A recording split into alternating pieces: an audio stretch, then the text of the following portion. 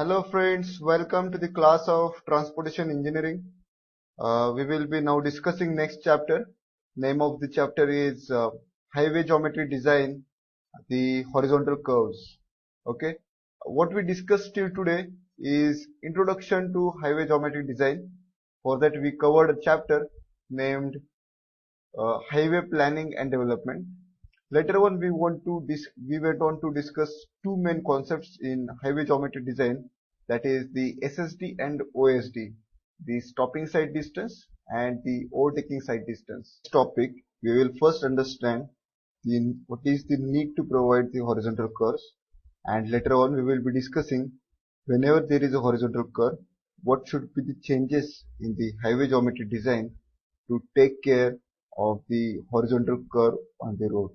Okay, and thirdly we will be discussing in the design how to provide the horizontal curve in the highway. Okay, so we will move ahead, guys. Okay, so the horizontal curve, uh, to change the alignment of a road, horizontal curves are used. It is a simple circular arc with constant radius. There is a road like this. Suppose there are there is a road that takes turn like this. Okay, here it is, and here is the road, and this is this is the road. Okay, the road goes like this and then it turns like this. So in the highway, what should be the changes, what should be provided is the horizontal curve. So you should provide a curve like this of radius r. Okay, and throughout this the radius remains constant, that is equal to r. Okay, okay, so guys, this is the horizontal curve. This portion, this one is the horizontal curve, and the vehicle would move like this. Vehicle will move like this.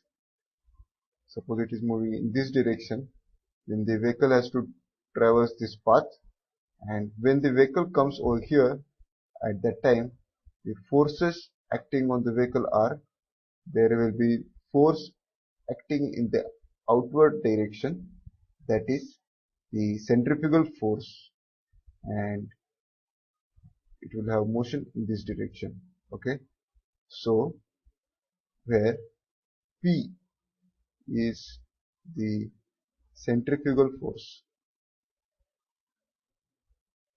So I hope you are all aware of what is centrifugal force and what is the centripetal force. And the centrifugal force is given by mv square by r. So centrifugal force is function of mass of the vehicle, it is function of velocity of the vehicle and the radius of the curve. Okay, which this formula could be again modified to wv square upon gr, that is w equal to m equal to w by g. Okay, so this is the formula for P equal to centrifugal force equal to mv square by r, and which can be modified that just take this w here into the denominator. That is why we can write that P upon w equal to v square upon gr, where P by w, this term P by w is called as impact factor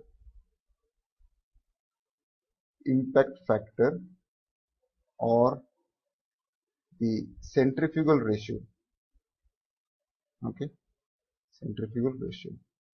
So the impact factor is one of the most important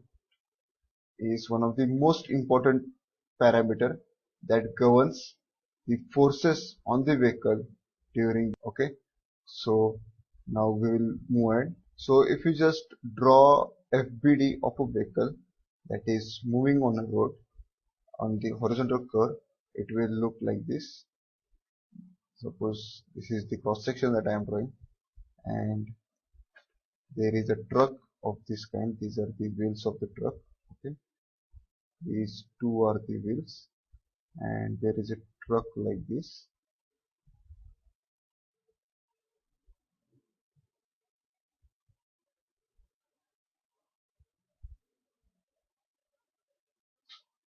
Yes, it is looking like a truck. Okay, and it is moving on the horizontal curve. Okay, it is moving on the horizontal curve like this. Okay, so when it is here at that time, the FBD will be of this kind. From the CG we will say that there will be force P, the centrifugal force P acting. Okay, there will be gravitational force, that is the weight of the vehicle. Okay, on the tires here there will be force acting in this direction. Okay, combinedly I'll write this force as F equal to small f n, where small f is coefficient of lateral friction. Okay, n is the normal reaction, that is equal to W. Okay, so we can also write that there will be n like this.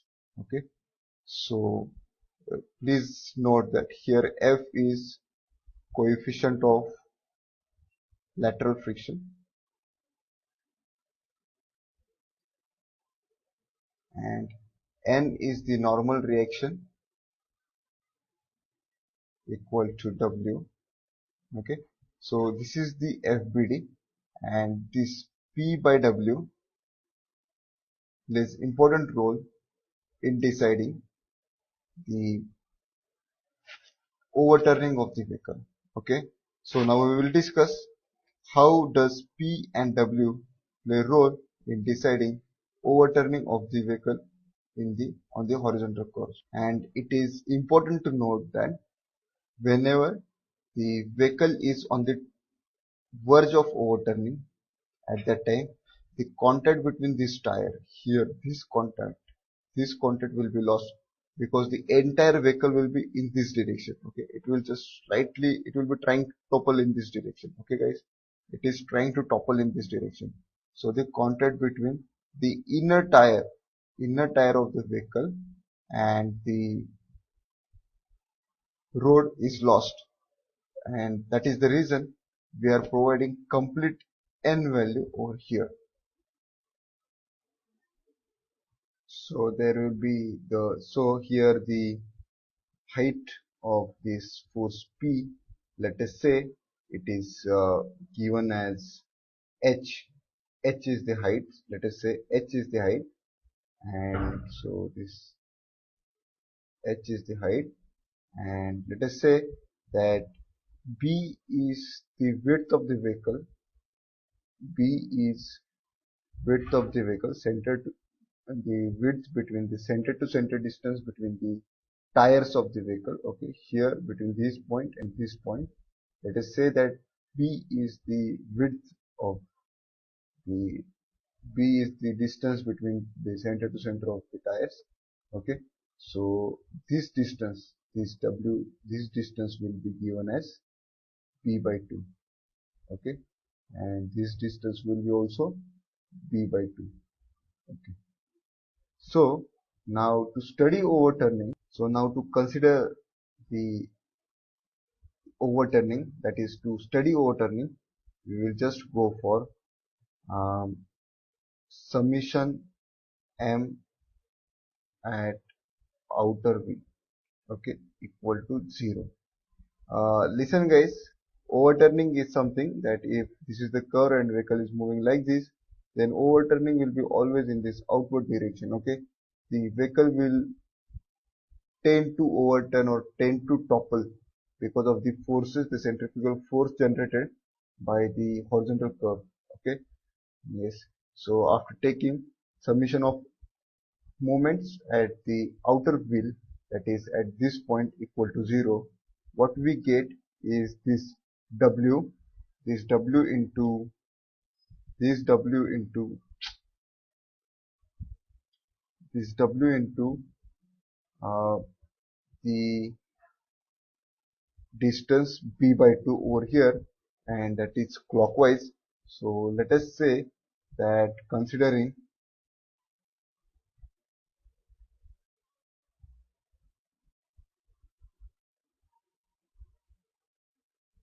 just a minute.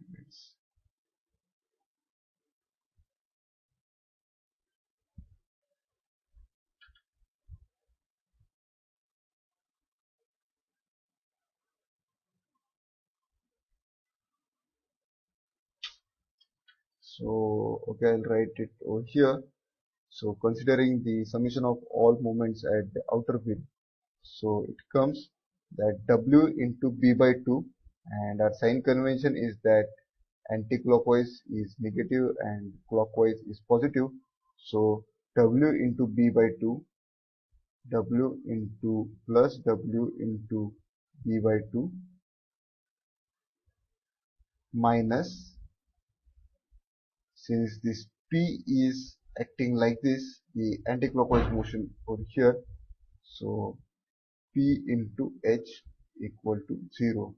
So just it will be WB by 2 equal to PH. Okay, so you can write it as W by P, or let's write it this way, P by W equal to B by 2H. Okay, so this is the resisting force to overturning in terms of B and H, that is the width and the height of the vehicle. Okay, so P by W is the centrifugal ratio, and B by 2H is the resistance against overturning. And we know that P by W is given as V square upon GR. So what all you need to compare is the velocity, velocity of the vehicle. G is known to you and radius is known to you, and this value should be less than the resistance that is given by V by 2H. That is the case when the vehicle doesn't overturn. Okay, so this was the criteria for overturning, and now let us discuss the criteria for skidding. So to discuss skidding,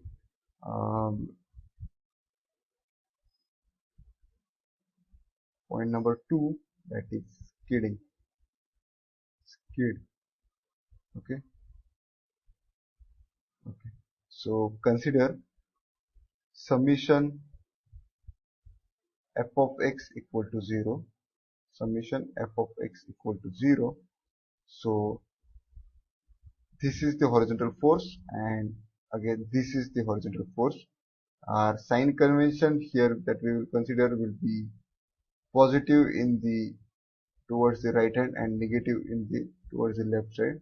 So P equal to F, okay, equal to Fn equal to Fw. So again P by W equal to F equal to V square upon GR, where F is the coefficient of lateral friction given as 0.15 by IS. Okay, given as 0.15 by I. So for P by W, therefore for P by W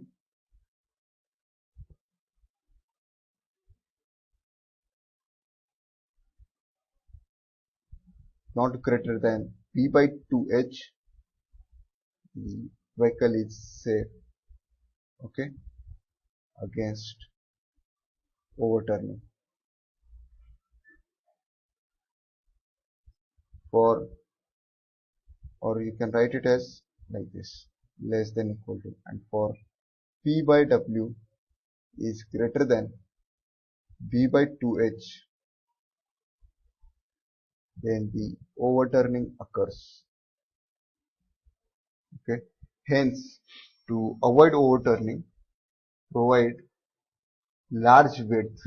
Hence to avoid, since this is on the numerator, we will say that to avoid overturning, hence to avoid overturning, provide large width, and secondly, small height. So it might be into your general observation that there are few vehicles which are of this kind. Okay, there are two vehicles which are of this kind. So this is the wheel and this is the front view. Okay, and another vehicle is of this kind. So out of these two, this vehicle B is okay. This is the front view I am showing. Okay, this is the front view of the truck. This is the front view. Sorry if you people did not understand. This is the front view I am showing. If there are two tracks, suppose it is a double decker bus. Okay, it is a double decker bus like this, and there is a bus which is not double decker one. So which one of them is more stable? That is, the double decker bus is more unstable, and there have been even the incidences in our cities like Mumbai, where there was a double decker bus. I guess in Pune Municipal Corporation has incorporated the double decker bus, and which was later on stopped because of this particular problem of overturning of the double decker bus. But the buses with single floors are comparatively stable, and so that now it is also widely used. Okay, and one of the important factors to notice over here is that this h is not the height of the vehicle, but it is the height of this force P. So this is h. Okay, and it is not the height of the vehicle. So it is recommended that to increase the stability of the vehicle, this P should be kept as low as possible. Okay, so if it was here, then the stability of the vehicle would have increased. So another point you note down, that keep CG of the vehicle as low as possible. Okay, keep CG of the vehicle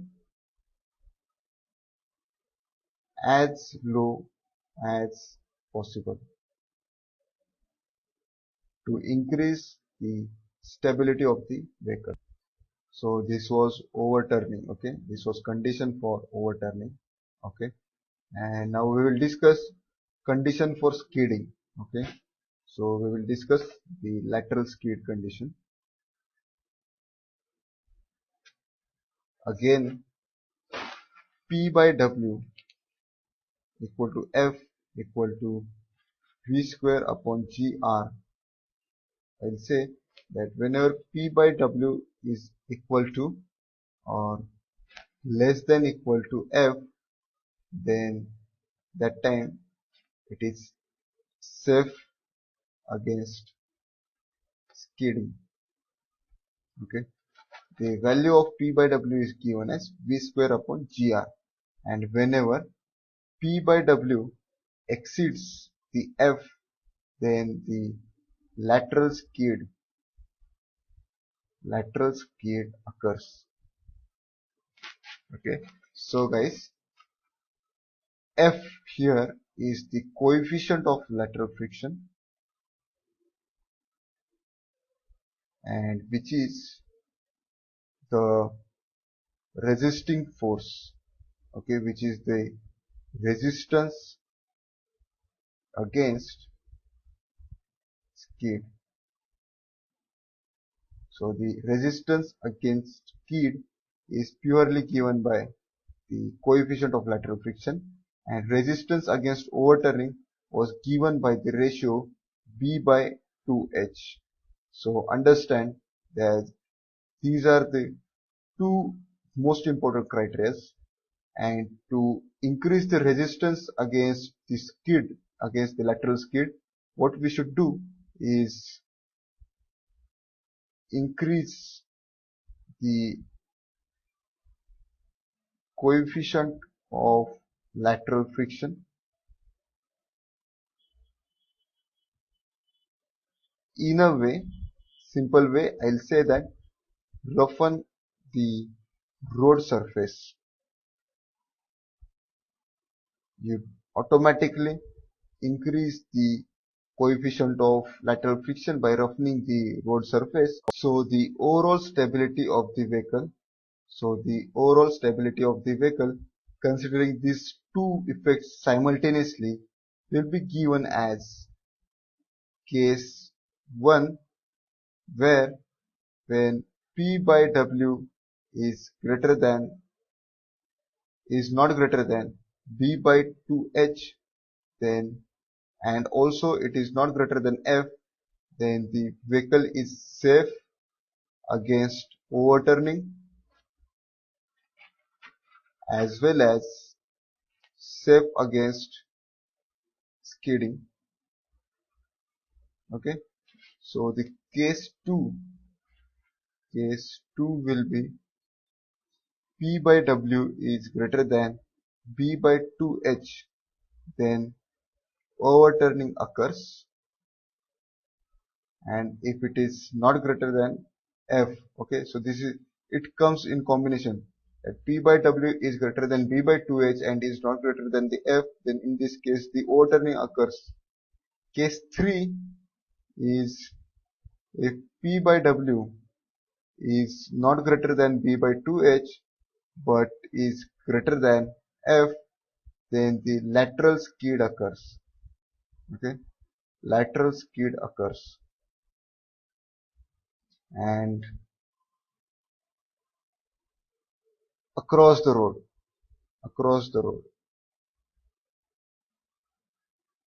not along the road. Okay, not along the road.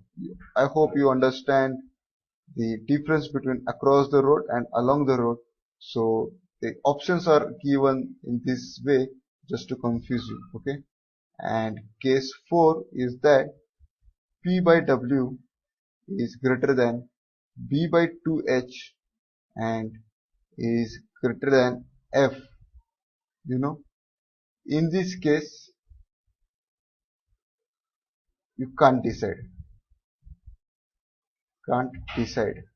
Okay, and so let us just elaborate the case 4 that P by W was greater than B by 2H as well as greater than F. Then you cannot decide uh, with this information. You need additional information. Okay, and the additional info is that uh, first information is that if B by 2H is greater than F, then the vehicle skids first and then overturns. Okay, since the resistance to skidding is less than the resistance to overturning, the vehicle skids first and then overturns. For the curve. Secondly, if F is greater than B by 2H, then since the resistance to skidding is greater than resistance to overturning, the vehicle overturns first and no skidding, guys. The reason is that when the vehicle has overturned, then it is no more on the wheels, and skidding is something that is stated when the vehicle skids on the wheels. Okay, so once there is overturning, then you should not at all talk about the skidding, and that is banned. So please write down this point that lateral skid on wheels is considered as the skid on road, and if the vehicle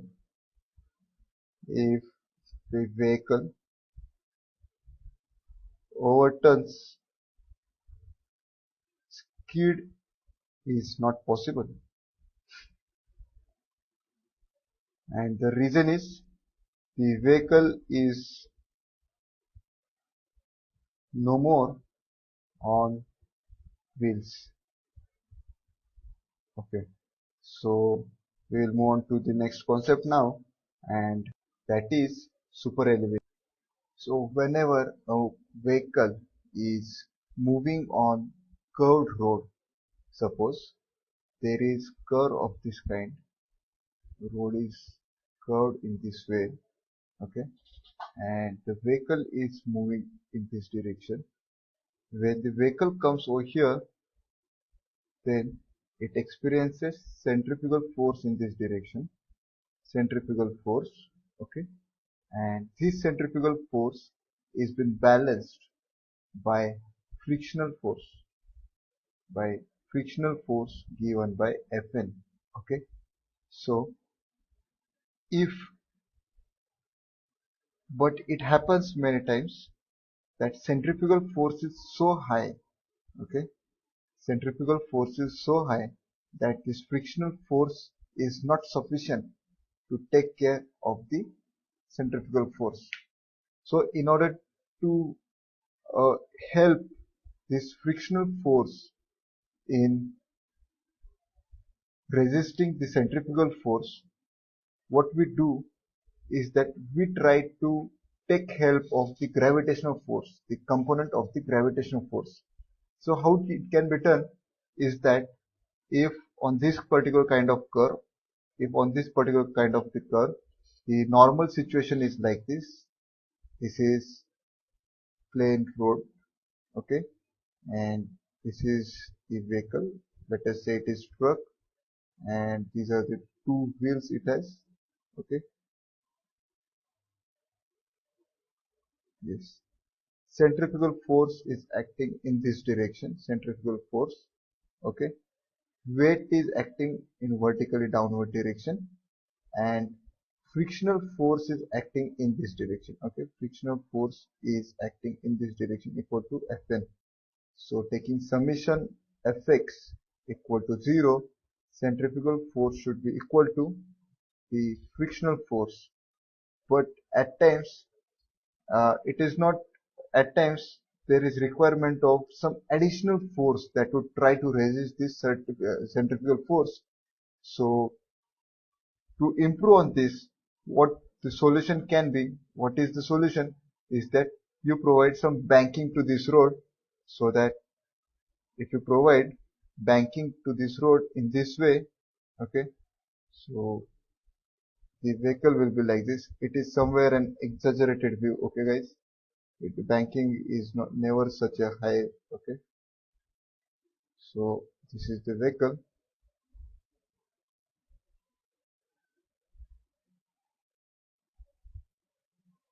and centrifugal force was acting in this direction, centrifugal force, okay.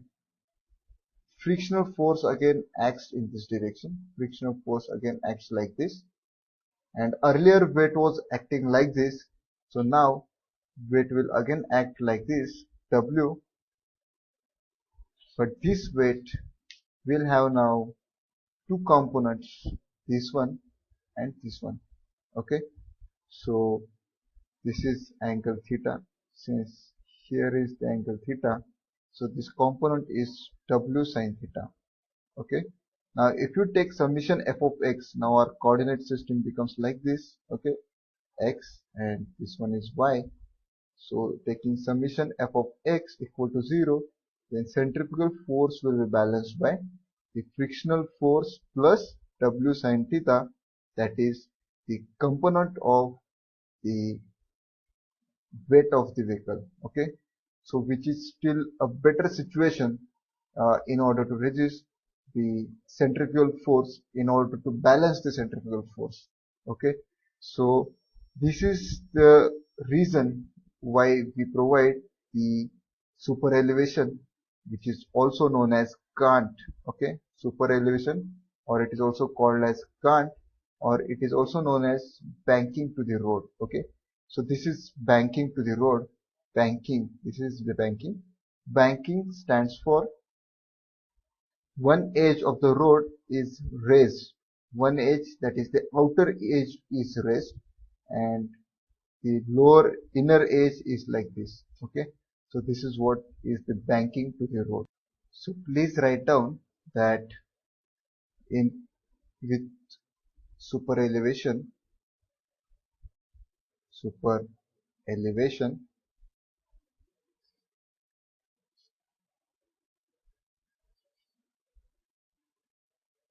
parallel to the road surface, parallel to the road surface,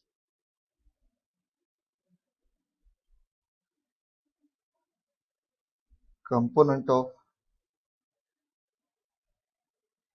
centrifugal force is acting, and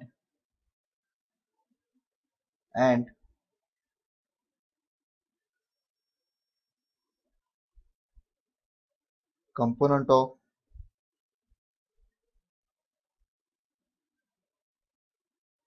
weight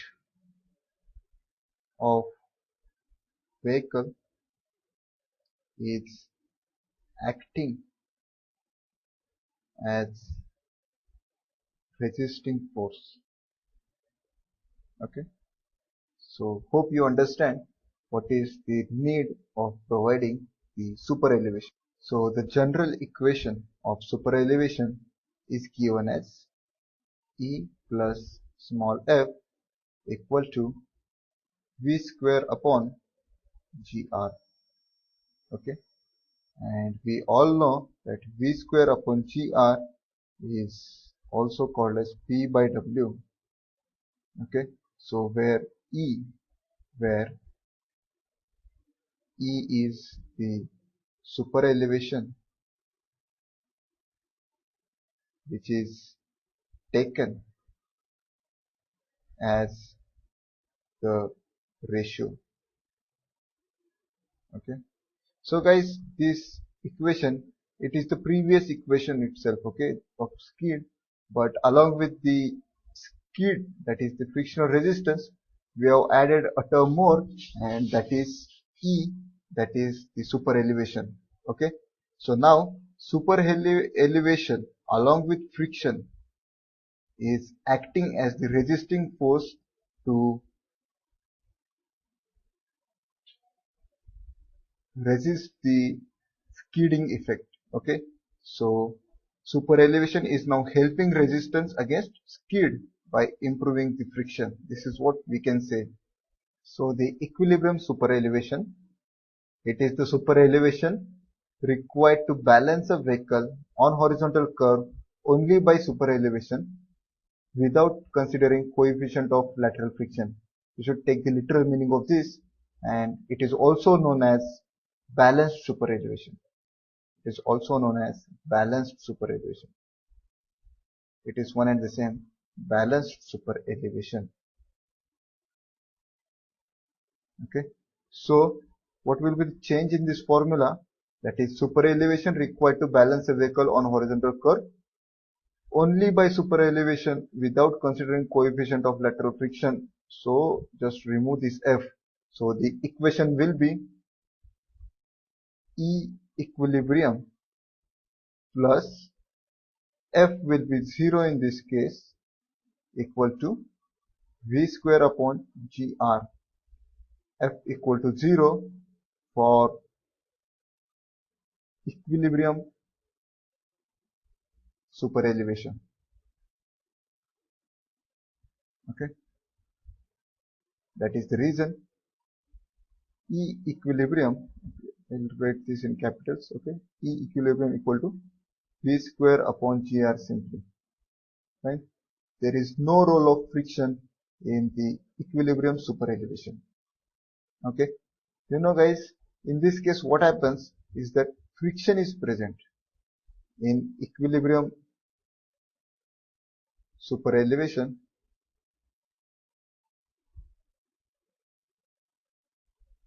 Friction is there, but is not mobilized, and this is done by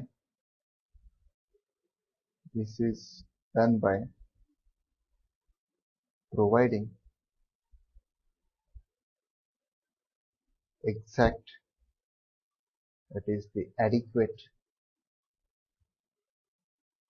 required super elevation, okay, to balance pressure on each wheel of the vehicle. Okay, so in this case, pressure P on outer wheel equal to pressure P on inner wheel. Okay, this is the one of the most important criteria that is been satisfied by the equilibrium super elevation. So in this case,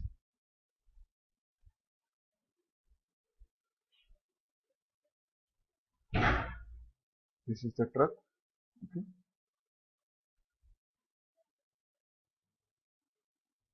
this is the pressure bulb that has been developed. This is the pressure bulb. Both of them will be of same size. Okay, it is with the equilibrium super elevation. But if there is no equilibrium super elevation provided, or it is straight road with no super elevation, okay,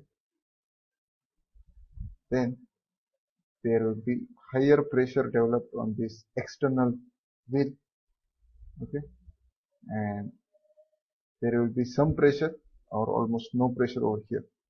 Okay, it depends on the what is the value of super elevation. Okay, but in that case, higher pressure is developed on the external wheel, and in case of equilibrium super elevation, pressure on both the wheels under both the wheels is the same. So now we will see the design super elevation. So guys, it is one of the most important topics in the highway geometry designs, and this has got three main steps, that is step 1, step 2 and step 3, and which is a numerical problem. That is the reason it is one of the most suitable types that can be easily in the GATE examination. So I'll suggest that you should prepare this design super elevation very properly and very nicely. Okay, so while designing the super elevation, uh, you see that on roads, the different vehicles have got different speeds. That is the reason you cannot go for use of the design speed. Okay, you cannot go for the design speed while designing the super elevation. That is why you need to consider, while designing the super elevation, you need to consider the mixed traffic condition. Okay, mixed traffic condition. Mixed traffic condition stands for different speeds, different vehicles have different speeds. Okay, and as per IRC, the mixed traffic is considered to have design speed of 0.75 times the V. Okay, so the mixed traffic will have speed equal to 0.75 times the design speed. So this was point number 1, that consider mixed traffic, and second one is provide most desired condition of super elevation, that is called as equilibrium super elevation. These are the two cases. This is the case that is to be considered for step 1. Okay, so our formula for usual formula is E plus F equal to V square upon GR. Okay, so our formula will be modified to E plus, for equilibrium super elevation, F equal to 0, F equal to 0. Here also I'll write F equal to 0, and mixed traffic stands for 0.75 V equal to V will be for mixed traffic 0.75 times V square upon GR. Okay, from this we are aware here of V. We are also aware of the G, that is 9.81. We also know what is the radius of the curve, and from there here we will get E calculated. Okay, equal to what? Okay, from this we get E calculated. Now if E calculated is less than E maximum, then the provide E calculated.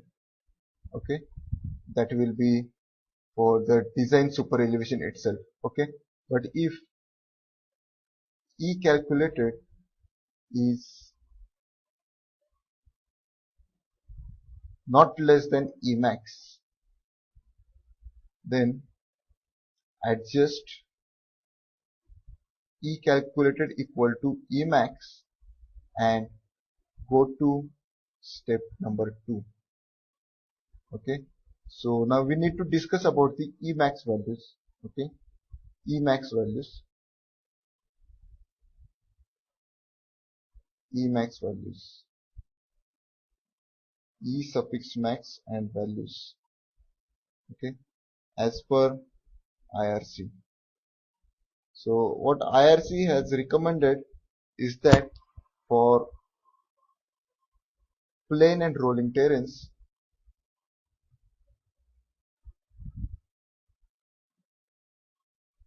Emax should be 7%, that is 1 in 15.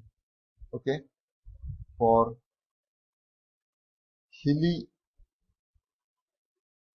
terrains, I'll say the ghat sections,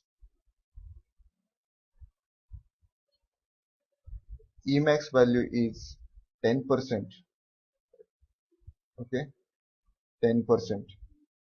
And for hilly terrains bounded by snow, sorry, Emax value is 7%, again 1 in 15 Emax values. Okay, Emax here I am discussing. So please understand that there are three cases. For plain and rolling terrains it is 7%. For hilly terrains it is 10% is the maximum super elevation, but if the hilly terrains are bounded by snow, then the super elevation values are again reduced to 7%. I will discuss step number 1 again. Step number 1 again I am discussing. So consider the criteria to be considered is mixed traffic, and second criteria is equilibrium super elevation. This stands for 0.75 V, and this stands for F equal to 0. So our general formula was E plus F equal to V square upon GR. That will be modified to E will be equal to, E needs to be calculated, so E calculated plus F will be 0 equal to 0.75 times V square upon GR. Calculate. From here you get E calculated equal to some value. Okay, if this value is less than E max, then it is okay, and provide super elevation equal to E calculated itself. But if E calculated is greater than E max, okay, then adjust E calculated equal to Emax and go to step 2. Okay. Okay. So Emax values, how to get Emax values, we just discussed that Emax values you get from the table given by IRC that I just gave you. Emax values are 0.07 and 0.10. Okay, that is 7% and 10% for hilly terrains. If hilly terrains are covered with snow, it is again 7%. So now we will move on to step number 2. So step number 2. So from we move on to step number 2 only and only when we have already provided Emax. So Emax is already provided and we just need to check whether the friction that is going to be developed after providing Emax is going to be within the permissible limit or not. Okay, that is the reason what we do in this is that the case will be of this kind. Provide E equal to Emax and calculate F equal to what. Okay, so the formula will be modified to E equal to the formula will be modified to Emax plus F equal to V square upon GR. Third thing that is here is that you need to consider the full design speed, because some or either of the vehicle, okay, there has to be some vehicle. We consider the mixed traffic condition over there. That is fine, because we were designing for all the vehicles, but here we are just taking a check that the maximum speed that a vehicle can move is the design speed, and that particular vehicle moving with design speed, the maximum speed on the road, is that satisfying the maximum friction criteria. Okay, if not, then there is a problem. So from here what we get is we get F equal to some value. If this F calculated is not greater than 0.15, then it is safe to provide this. Okay, then it is safe. But if this F calculated is greater than 0.15, then it is not safe, and go for step number 3. Okay, I hope guys you understood why do we need to consider full design speed over here and the mixed traffic condition, that is only 75% of the design speed in the step 1. Okay, so just understand that it is a check for the critical condition, and the critical condition is the maximum speed that a vehicle can take on the road. Okay, so I hope you have understood step number 2. Step number 2 is the step that checks the whether the friction is within the permissible limit. If friction is not within the permissible limit, then there is a problem. We need to fix here it is 0.15. Okay, then we need to fix the F value, and uh, go for step number 3. Okay, in this E will be equal to Emax, F we will be calculating, and we will be considering the full design speed, and the formula will be modified in this way. Okay guys, so I guess we should go to the step number 3. So in step number 3, we have already set E equal to Emax in step number 1, F equal to the maximum value, that is 0.15 in step number 2, and we will be calculating what is the V for full design speed. Okay, so sorry, we will be calculating V. The design speed is not, the speed is here not known to us, and this is the step that is limiting the design speed. Step to limit the design speed to ensure that E is less than Emax and F is less than the maximum F value, that is 0.15 allowed. So our equation reduces to Emax plus Fmax equal to V square upon GR. So E max may be 0.7, F max is 0.15. It can be 0.07 or 0.10 in other conditions, okay? And V limit, this is what is unknown over here, and G and R values are again known, okay? So we will get some value, that is V limit equal to something, then provide say 70 kmph, okay? You will get answers in meter per second, that needs to be converted into kmph, okay?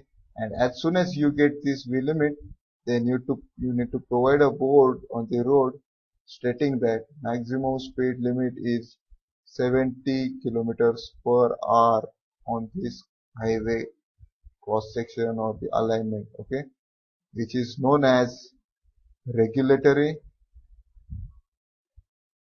or the mandatory or the compulsory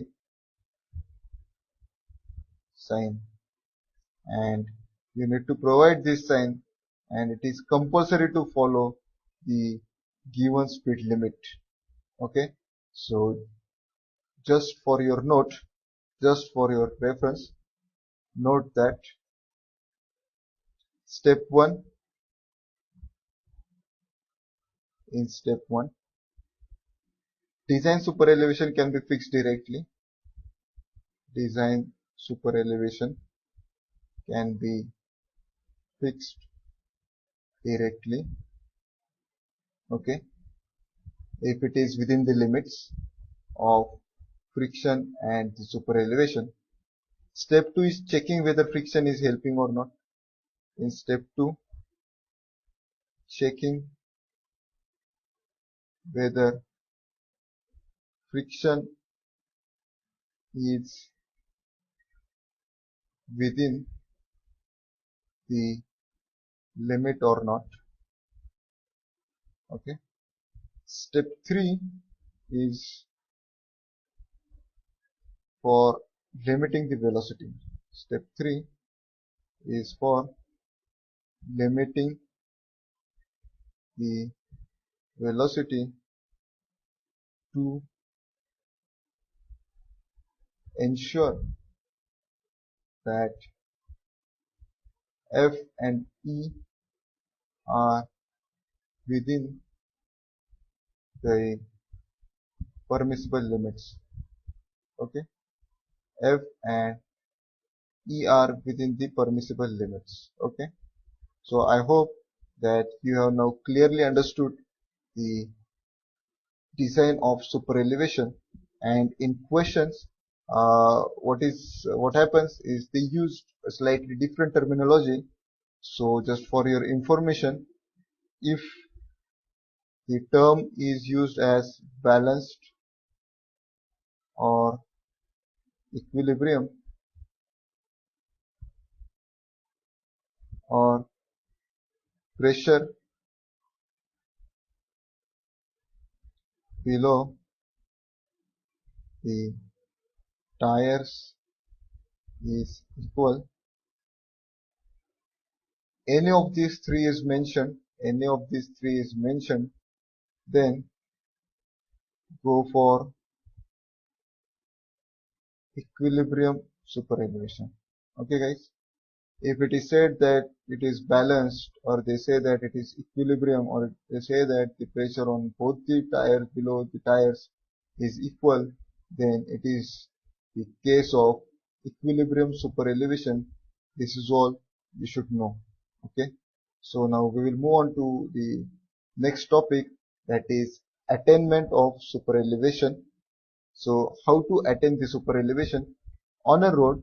If the vehicle is moving like this, so this is the curve, okay, this is the curve, and the vehicle is traveling like this, then you cannot suddenly provide this super elevation value. Suppose for this, at this cross section, if the road was straight, okay, if it was straight with respect to the ground level, and suddenly over here after coming to this, you cannot provide super elevation to be like this. Okay, so you need to gradually attain the desired super elevation. There has to be some transition phase before attaining the complete super elevation. Okay, so the first method is elimination of crown, and that is possible in rigid pavements only. In rigid pavements only. Okay, slowly the crown is shifted upwards. Slowly the crown is shifted upwards. So if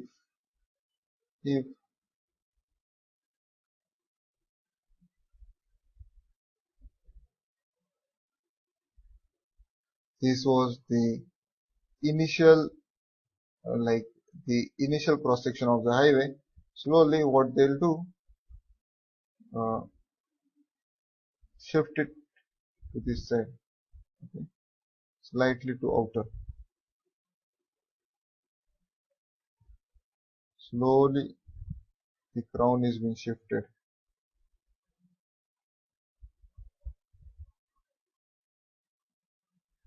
and finally super elevation will be provided like this, which is the design super elevation. This is the outer edge and this is the inner edge. But this type of super elevation is avoided nowadays. This way is nowadays it is avoided, and following methods are adopted. Following methods are adopted.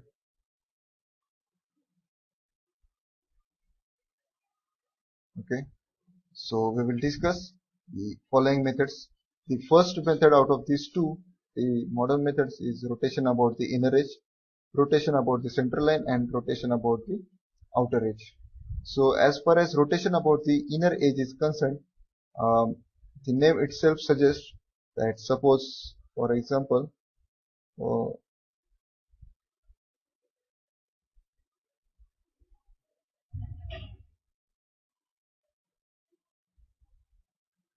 this is the ground level and it is the outer edge, and this one is the inner edge.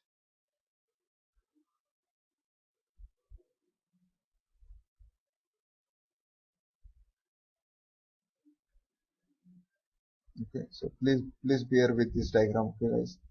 And this is the super elevation, that is the E value, and this is the width, that is the B value. So it is rotation about the inner edge, where E equal to sine theta equal to E by B. Sorry, here it is small e stands for super elevation.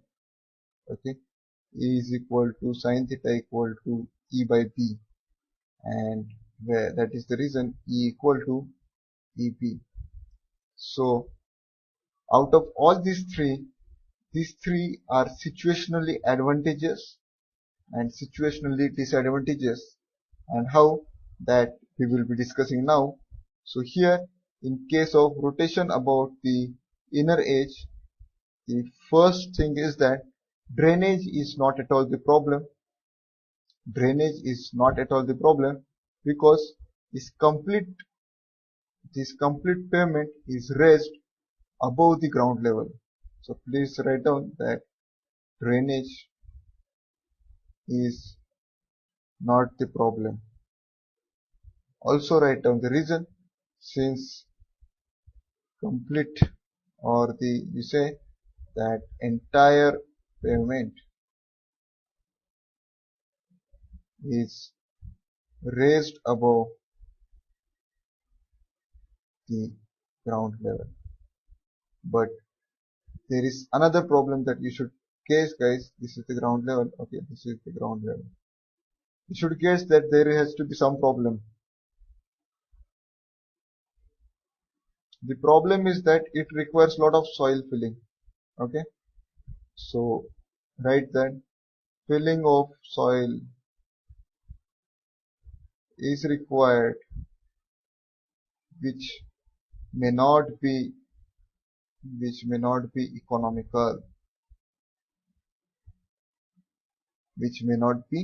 economical, and the third problem that this faces is that I am writing over here.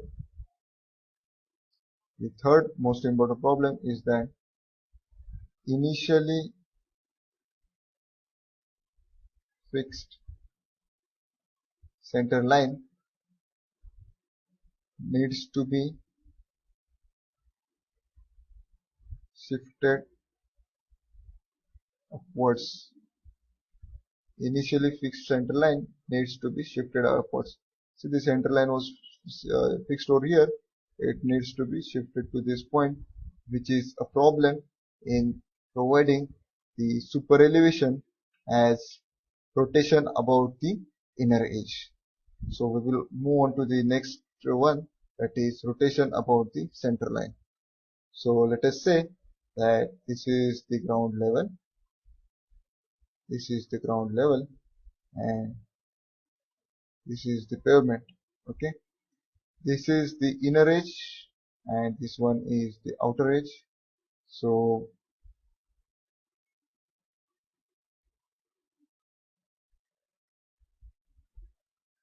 okay, so here it comes out to be E by 2 and again E by 2. Okay, so please note that when the rotation was about the inner edge, then we rotated it by amount E. Okay, but in case of rotation about the inner edge, we are rotating by E by 2. So in exam they'll specify that provide super elevation by rotating it about the inner edge or rotating about the center line. And then what many students do is that they do all the calculations nicely and properly, but they don't read it carefully whether it is to be rotated about the inner edge or the outer edge. If it is to be rotated about the center line, then you need to have only half of the super elevation, that is half of the raising, and half of it will be going underneath the ground. Okay, so here you need to read the question properly. Okay, so the first point regarding the rotation about the inner edge is that first point is that the rise of outer edge from ground level is E by 2. Please write down, rise of outer edge from ground level is E by 2. Second point is that rise of outer edge from inner edge is E. Okay. Third point is that filling is equal to cutting.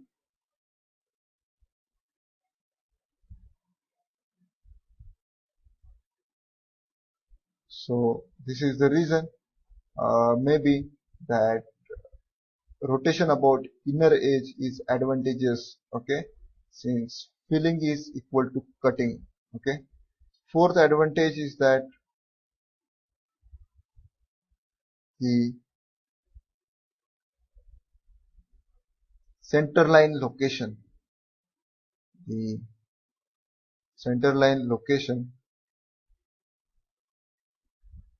need not be shifted. Okay, and the fifth one is that drainage is problem from inner edge only. Drainage is the problem from inner edge only. Since inner edge is below the ground level. Since inner edge is below the ground level and such kind of it is commonly provided on the bridges, commonly provided on bridges. And the reason is that in bridges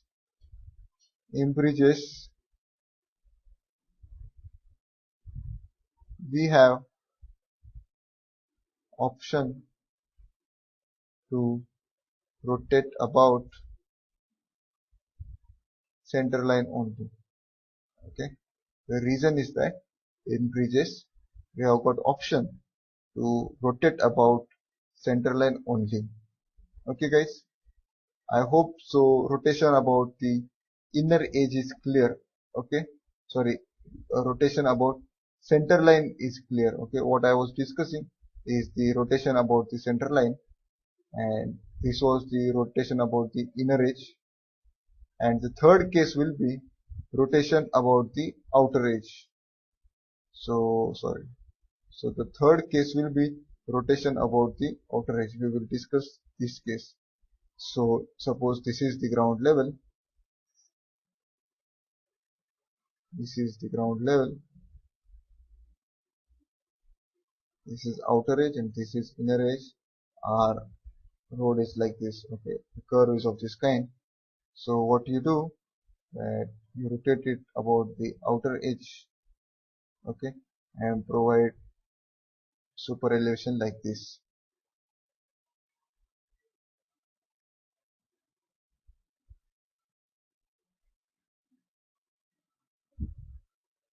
So in this, what you do is you push the inner edge inside by distance E. Okay, that is equal to the super elevation. Again, in this case also, sin theta equal to E by B. Therefore, E equal to BE. Okay, E equal to BE.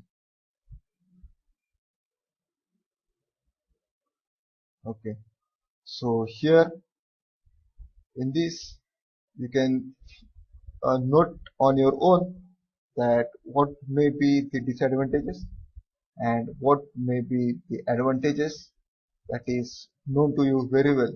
Okay guys, so please tell me what can be the first disadvantages. What can be the first disadvantage? Guess, write it on yourself. What can be the first disadvantage?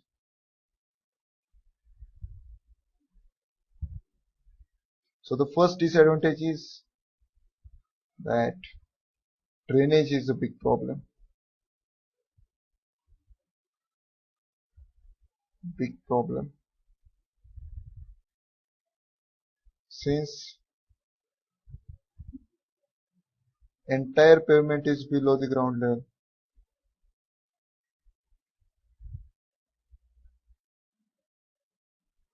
Okay. Second main problem is that cutting is required. Heavy cutting is required. Third problem is that center line needs to be shifted. Okay. So this much is the amount that of cutting that will be required. Okay. So it is almost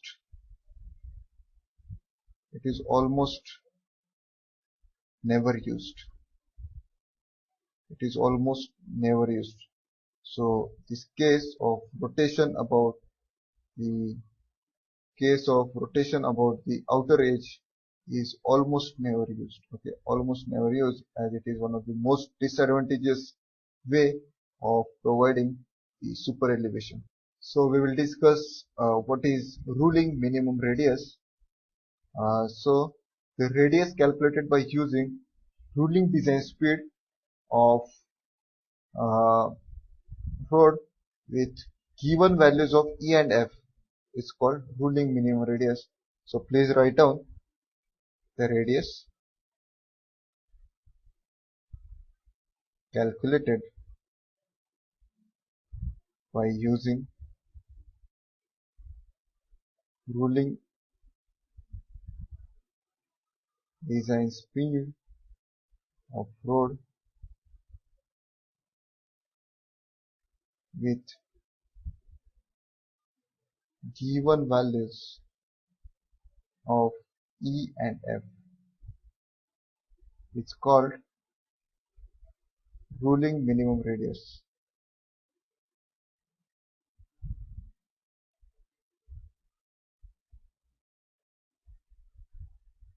Okay, so in our formula E plus F equal to V square upon GR, E will be given, F will be given, P will be the design speed, G is known to us always, and then we will find out what is the minimum R value,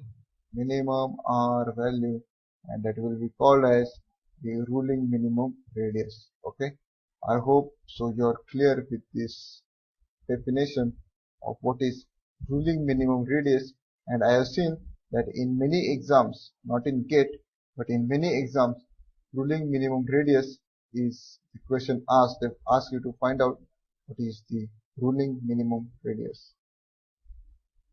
Here, the point to be noted is that from the design speed is always given in two terms.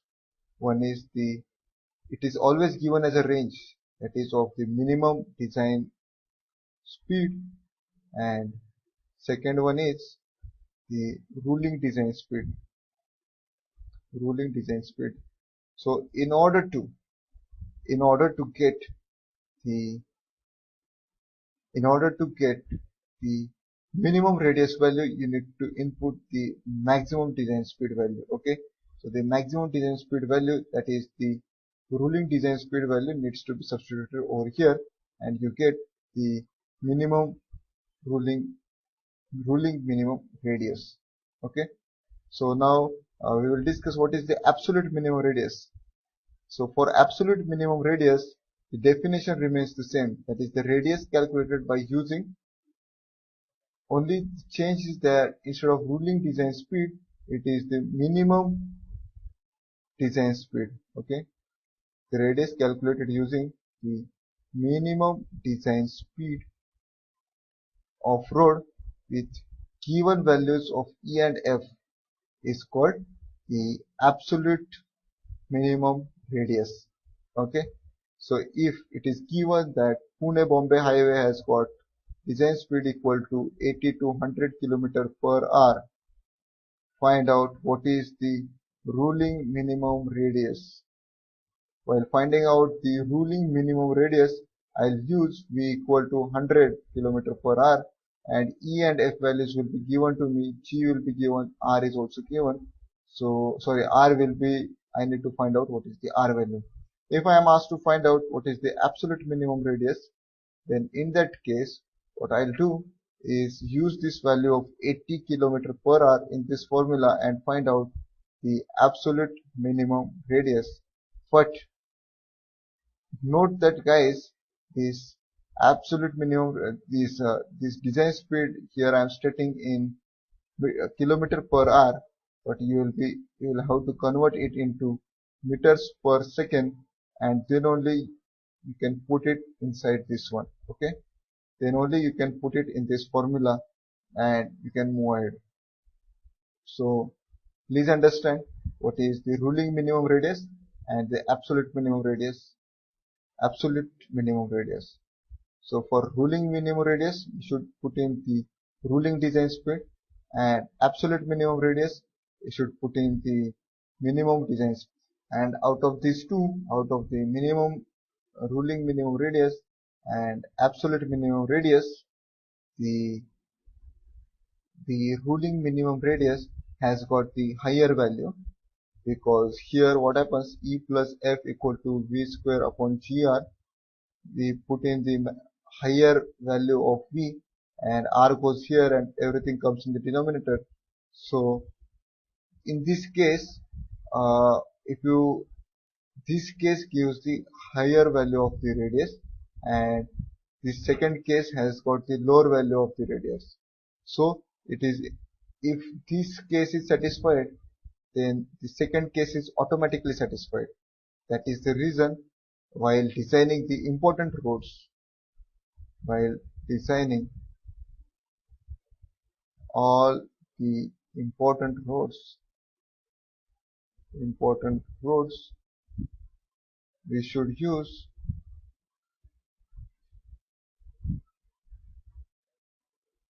the ruling minimum radius, or I'll say that you should design the radius using or design the radius using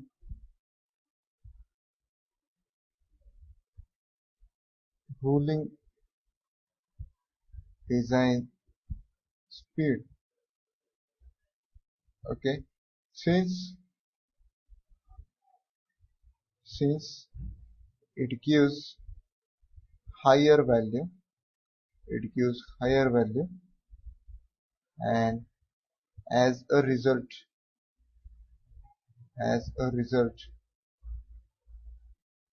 satisfies